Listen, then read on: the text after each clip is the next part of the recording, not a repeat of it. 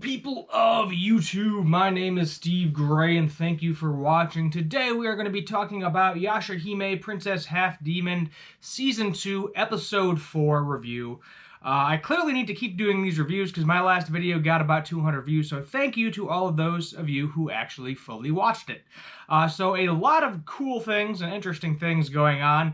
One thing that kind of confuses me, and we'll get into that momentarily. So we start off this episode as we have the past couple, which I think at this point is kind of redundant and unnecessary, similar to how My Hero Academia did it, where they're introducing you to the three characters, the three main characters, the three girls. We don't need that 2-minute clip every single episode. You're just killing time at that point, or a minute and a half, however the length of it is. You know, we're already cutting into it, obviously. You got your introduction, your outro, things along those lines, and it's just not necessary.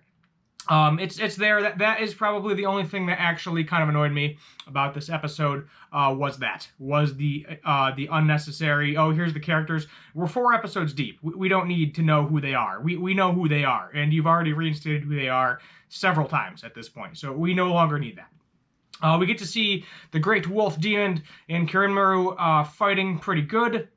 Kirinmaru actually gets his horn and his arm chopped off at one point in time. And also what ends up happening there is Kirinmaru, we learn he has a daughter, Rion, if I'm saying that correctly. It's spelled R-I-O-N. And the only reason that the Wolf Demon did not kill Kirinmaru, because he was like, why won't you finish me? And he was like, don't bring your family into battle. You know, don't bring your daughter into battle. Zero actually was like, you know, you really should stop bringing her with you all the time. You know, she's just a young, fragile girl. And he was like, no, she needs to see these things. She needs to travel the world and experience it, as I have. I've never lost. And then, you know, Zero being a little smug was like, well, you kind of just did. You kind of just lost, like, right now. So maybe it's not the best idea. So then we kind of flash forward into the future, back to Mount Masubi, where we're getting the Kyokan route, if I'm pronouncing that correctly too. A lot of words that are hard to pronounce for native English speakers that are not native Japanese speakers, but I'll do my best. And entering the barrier, Mora, actually, because she has spirit energy, gets through it no problem. She doesn't have to answer the mystery barrier questions. And Setsuna and Toa end up getting separated. All 3 of them get separated. Mora ends up visiting Rion.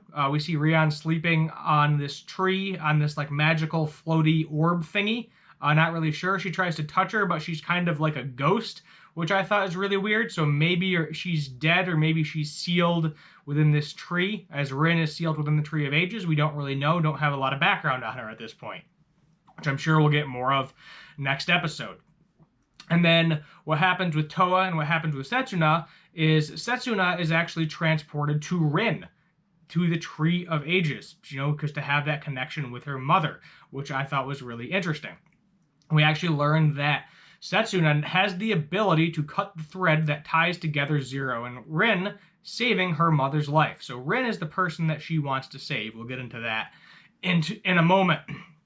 On the other hand, we have Toa, who gets transported to modern-day Tokyo, where she is told that this is the place that she needs to protect. You know, she also wants to protect Setsuna, but this is also the place that she needs to give up, because in reality, she's probably never going to be able to go back to modern Tokyo again without some crazy demon that has the ability to do so.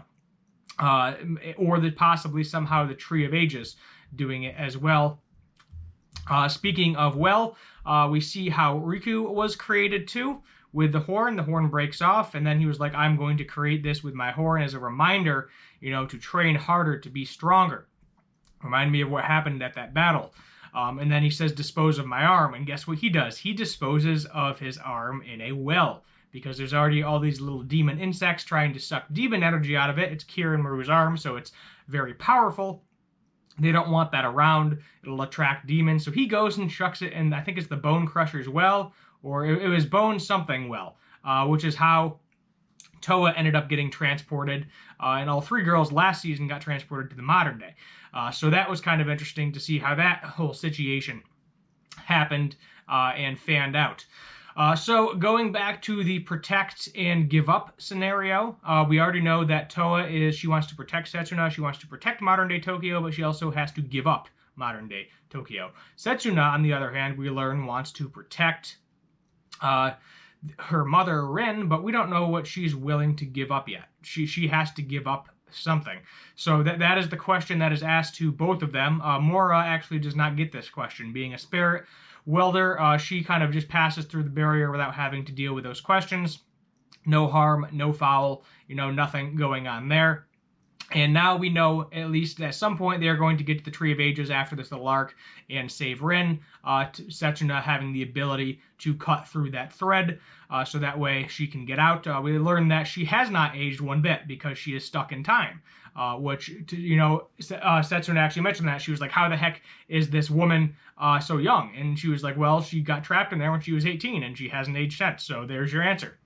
Which that'll be kind of interesting, because Rin could join the crew, theoretically.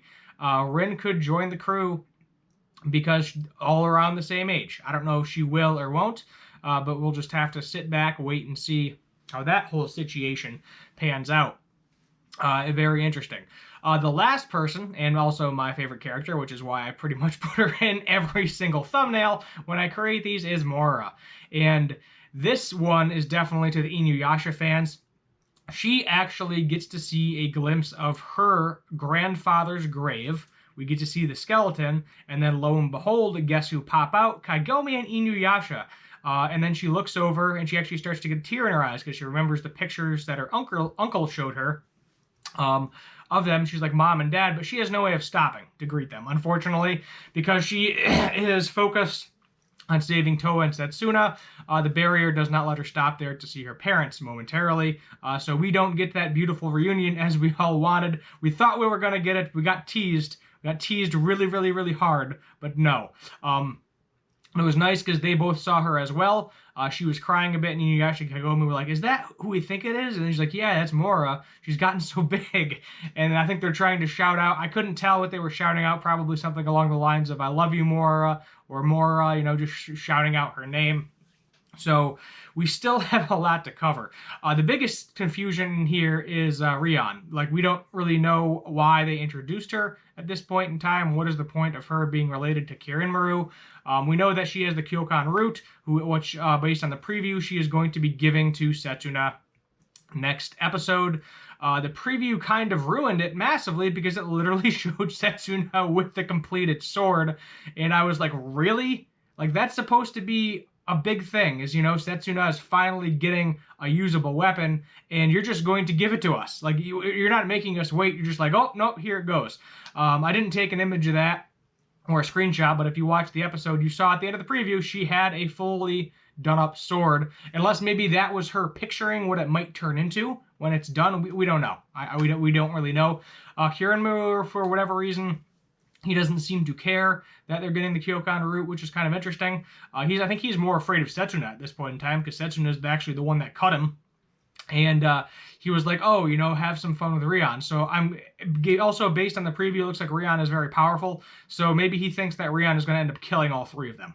We yet again, no idea what's going to happen. So my guess is what's going to happen next episode is we are going to get a new sword for Towa, finally.